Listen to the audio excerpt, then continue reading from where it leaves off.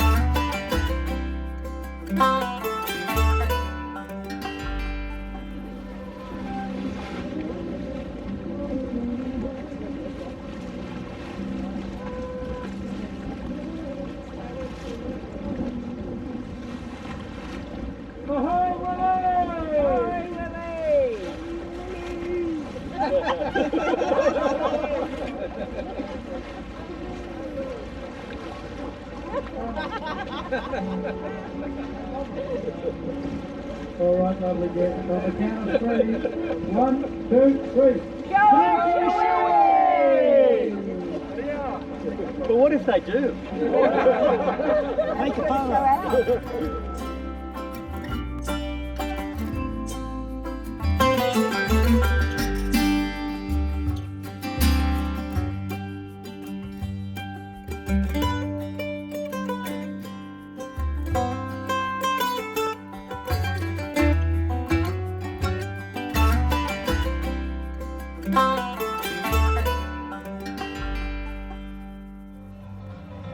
Alrighty, for our next adventure here in Broome. Yes. Last night we did the sunset cruise. Amazing. Totally recommend it. We're now here at the Rodeo. Yes. Who would have thought, just by pure chance, we arrive in Broome and they put a rodeo on for us. Yes. And not only, but also Yes. our good friends, Yes. Bianca and Grant, Giddy up. from Living Like Kings, Are also with us. are also with us. So it's going to be a great night. Yes. Very nice. So let's giddy up and get on to it. It's going to be awesome. It's going to be great.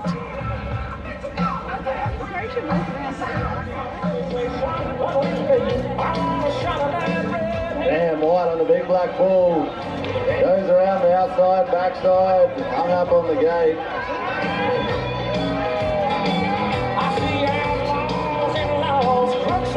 He's asked for a rewrite, he needs another one. So what happened there, ladies and gentlemen? Sam Cohen approached the judges and the officials. Because their ball came out backwards and stalled up in the chute, took out Sam's leg on the chute gate. He opted that he could come in and say, well, that's not how it's supposed to happen, judges, and never wanted in a re-ride. We'll get another animal in just a split second. Sam White flies up on his road now. All Street competitor.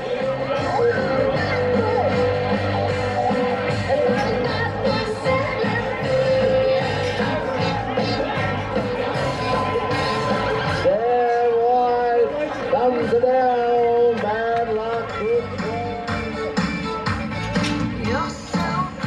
Come on, Aslet, how's she go? Swinging them through. Oh, ducks off. Has another go. Gets it tangled up a little bit. Peal Lugger! And over the front of the big ball and all. Here we go now, goes the chicken. Gives it some spare, there's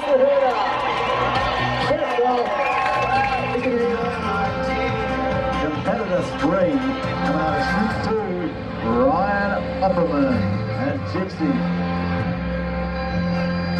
He's working his hand into the rig and he leans back. Puts his head on the rump of this little horse. You watch this, ladies and gentlemen, madman forward. Goes to work now with a little bit of spur in action. Oh. We got no mark out one side, touchdown the other. It's not so good there for Ryan Upperman. He's got to catch his breath.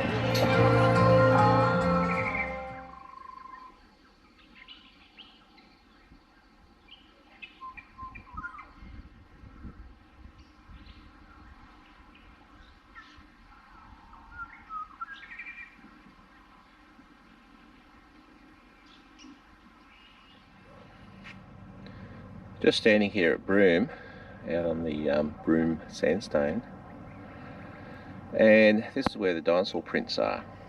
Now you see them at low tide, and you can actually see how far the tide has gone out this morning.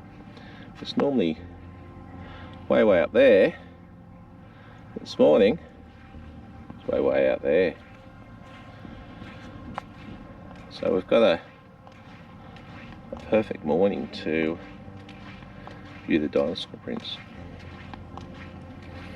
They're both herbivore and carnivore footprints here. I suppose the herbivore ones probably look something like Dino out of the Flintstones, and the carnivore ones are the ones sort of up on the two back legs, a bit like Jurassic Park, I suppose, running around. So we'll just head down here and have a look at where the prints are. Got to go all the way down here past the sand level to the Broome Sandstone. Now the footprints are way down the coast to way up to the peninsula. However, you don't get to see them in many places other than here, due to the fact that the sand covers all the old Broome Sandstone. And apparently it was all mud and silt back in the day, 130 million years ago. And as they walked along, they sort of made impressions in the silt. And over time, the silt's turned into the sandstone and being preserved. Unfortunately, as time goes on, being tidal, the sand will eventually erode them away. Just one thing to note, we are on country here, and there are Aboriginal legends about them, so we need to pay respect to that. And also too, you don't go and walk on the footprints in a way to preserve them.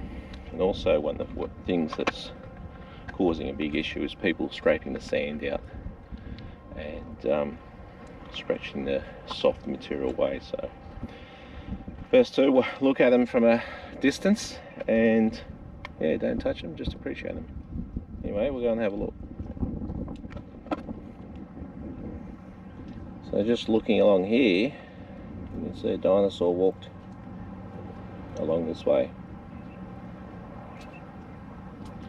Its tracks. And it's a good example here. You have the rear footprint there, the front footprint there. So just here on this rock, you can see many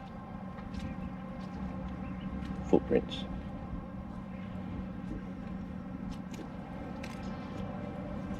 And you can kind of easily spot them because as their foot went down, pushed the mud up. You can see how fragile this rock is, the sandstone, starting to eat away. But here's a footprint, and that's probably down in here, and this is probably some fill that's coming along later and filled up. Also here, let's see all these footprints. So we just go on and on and on.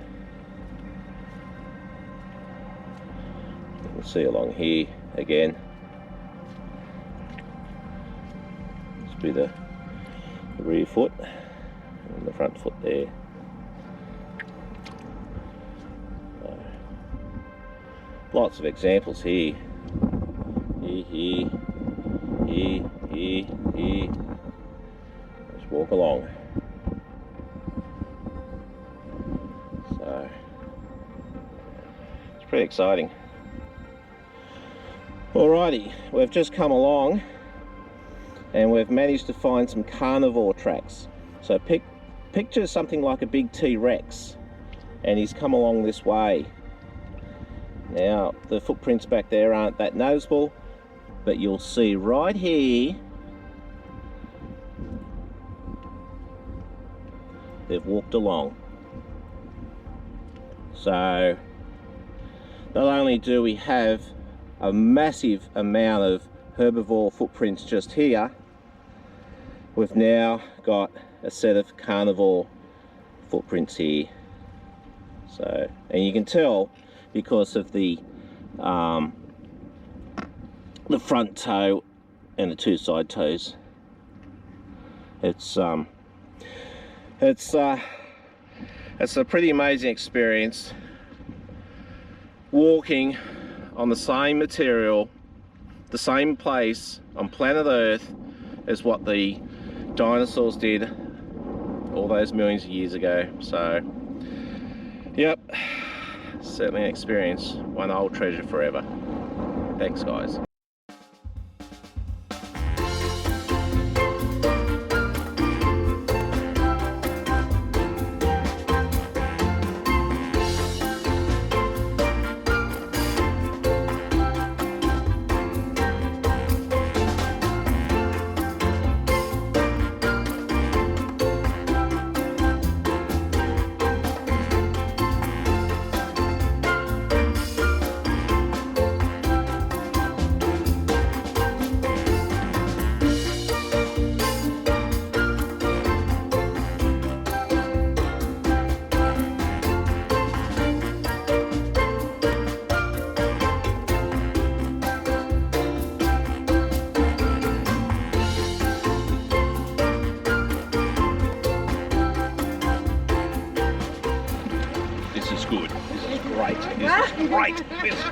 Really good. Hello, Captain. Hey. It's going to be a great afternoon, let me tell you.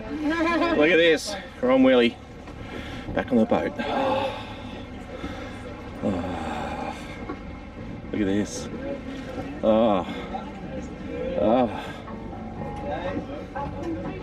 I'm excited. I'm excited. This is good. I can't tell you how much. Look at this. Yeah. Old Dacron sails.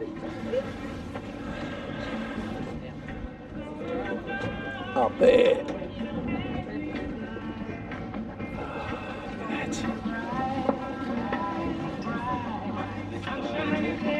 What do you reckon, Natty? That's great, isn't it? We'll stop bar. Have a bit of a sleep. Let's find where to steer this thing from. Ah yes, it's got a steering wheel. How does this?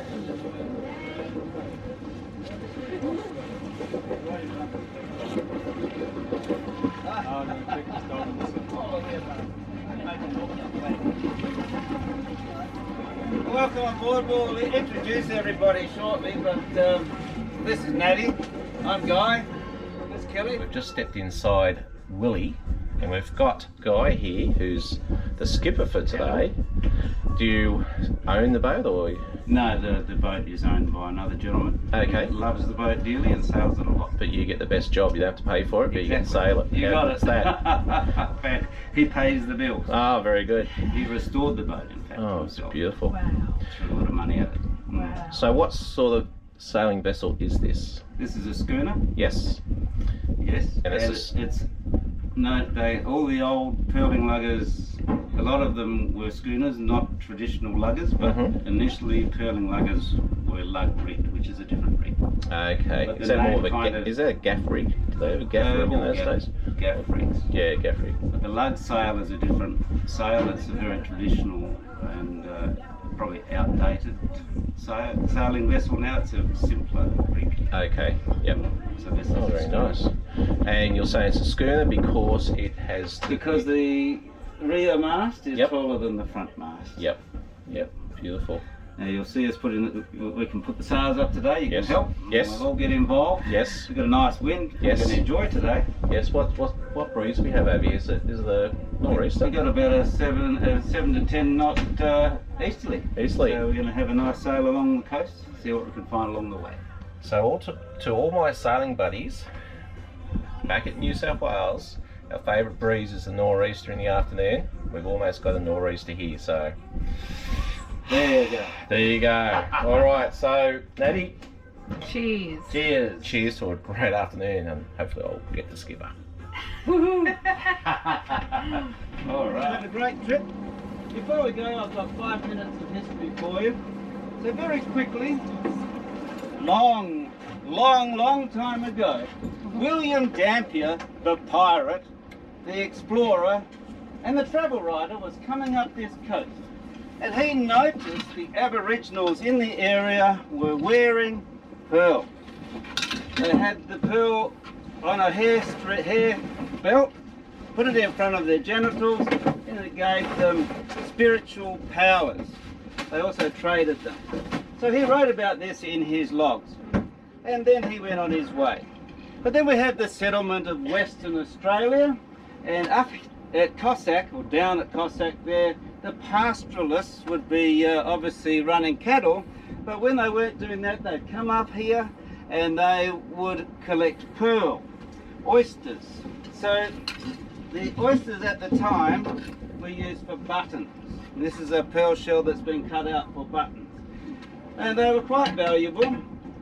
And how they did it, they would employ the Aboriginals to wade out and free dive down and get the pearl. And they paid them with flour, they paid them with clothing, they paid them with medicines, and they paid them with tobacco. That was all right for a while, but then some horrible, dastardly human beings came up here. And they were ex-whalers, and they were ex-convicts, and they did something horrible. It was illegal, it was called blackbirding. This was slave labour with the Aboriginals. And they'd chain them up and bring them to the coast, make them swim out, dive down, collect the pearl, bring it up. If they had an oyster, fantastic. If they didn't have an oyster or a bit of sand in their hand, they'd dong them on the head and send them back down. It was awful and it was illegal. But it did happen, and it's a very sad part of the history of Broome. But then the pearling luggers started to come in from Torres Strait Islands, and there were hundreds of pearling luggers collecting pearl shell here. And then they'd all be operating on a vessel like this. They'd have two divers, one out each side. They'd have a big metal helmet on and they'd dive down with a basket like this. They'd dive down. Now it was very dangerous. There's lots of tide, there's lots of sharks, lots of crocodiles. There were manta rays would get caught up in the airlines, etc. But they would go down and descend to the depths, and it was very dangerous. A lot of them died from the bends, etc. But the best divers of all were the Japanese divers. And because pearling was a very big industry, the government let Japanese come here. And that's why Broome has such a Japanese flavour. At the time was the White Australia policy, and they were trying to keep Asians out of Australia, but they relaxed it here because this was the fourth biggest industry in Western Australia. Then we get to pearling continued in that manner until World War I. In World War I, everyone goes to war. That's the end of pearling. Between wars, pearling resumed. World War II, everyone goes to war. After World War II, we have the invention of plastic buttons. You'd think that would be the end of pearling. But in Japan, a fellow called Mikimoto invents the process of cultured pearls. You see, if you're diving and picking up oysters, you might get a pearl 1 in 1,000. But if you culture pearls, you can get one of those pearls out of every pearl. This breathes new life into the industry and new life into Broome. This vessel was built in 1984 to go pearling. built out of steel. The man who built it couldn't get a license, so he then took it chartering. And so he did charters for the National Museum of Australia, looking for sacred sites along this coast. He was chartered by the Maritime Museum of Western Australia, looking for lost shipwrecks.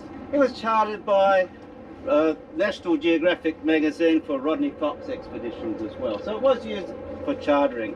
It was then sold to some people who used it as a backpacker vessel going surfing safaris through Indonesia. They would have had a wonderful time on this old girl. And then some people who did go pearling from Broome used this vessel as a pearling vessel for 3 years. So it got finally to do what it was designed to do. After that it went into some other chartering things and then ended up in dilapidated in Langkawi. Now our current owners, Jim and Candy Stevenson, saw it going to rot there in Langkawi. They didn't want to see history die. They bought this vessel, brought it back to this beautiful vessel that it is today. And today we're going to go for a beautiful sail and really enjoy this lovely old girl. And that was a lot of history in a very short space of time. Did it make sense to you? Oh, good.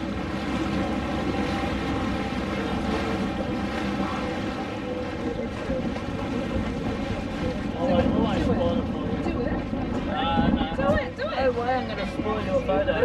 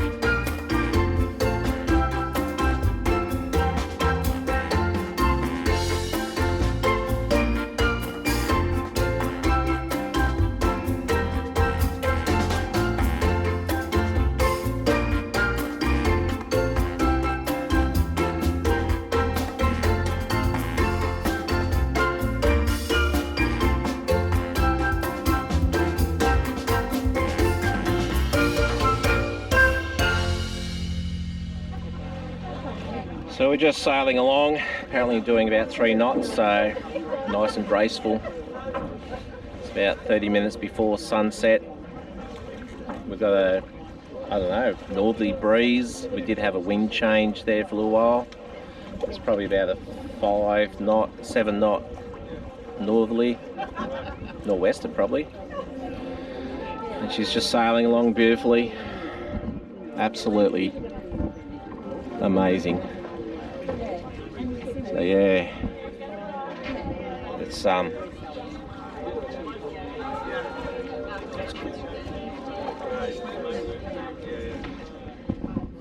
we're about to do a tack and head back into shore and ready to pass by Cable Beach just on sunset. So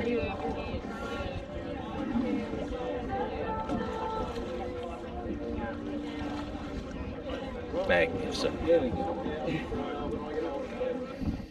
Are you ready to tack?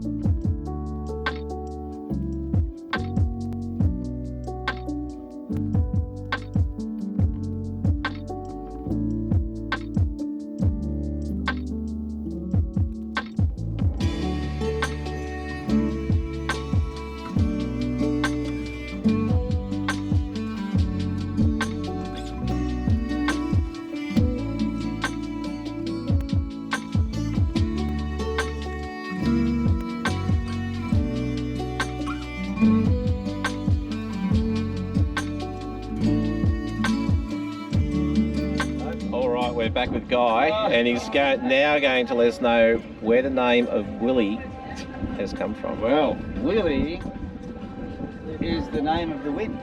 Ah, Yes. And the owner liked the name Willie because of that, and it was named after a previous lugger, which was a wooden lugger that unfortunately sank. oh, Oh.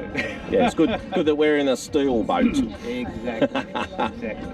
Oh, perfect. So Build 81 or something like the that. sun is slowly setting in the west over here, Relatively recent. and we're just timing this to perfection. We're just tacking up to then come around a big jibe we're going to do here. You were getting to the point. We'll probably tack, and we'll just run back along Cable Beach over there, just on sunset. Absolutely. We need someone on that one as well. Gotta say how excited I am. Yes, So I'm I going am. to have to let off.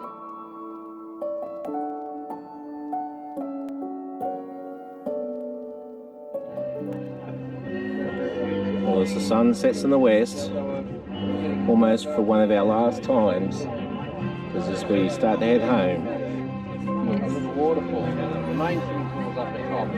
Cheers. cheers Natty. It's been great, hasn't it? It's been great. It has. Yep. It's a great way to finish off our Broome experience. Yeah. Broome experience, our Western Australia experience, we still have the gib to do. However, we will start heading away from the West Coast shortly, in a couple of days. We've still got Cable Beach tomorrow night. We're going to do the sunset. Yeah, but we're also going to do the crocodile tour. Yeah, So look out. yeah. It could be Hoping. But for now, here we are on board Willie, Yes, having a beer. yes. It's been really great. It hasn't it? Yep, Perfect afternoon. yep. So just a wow, just amazing.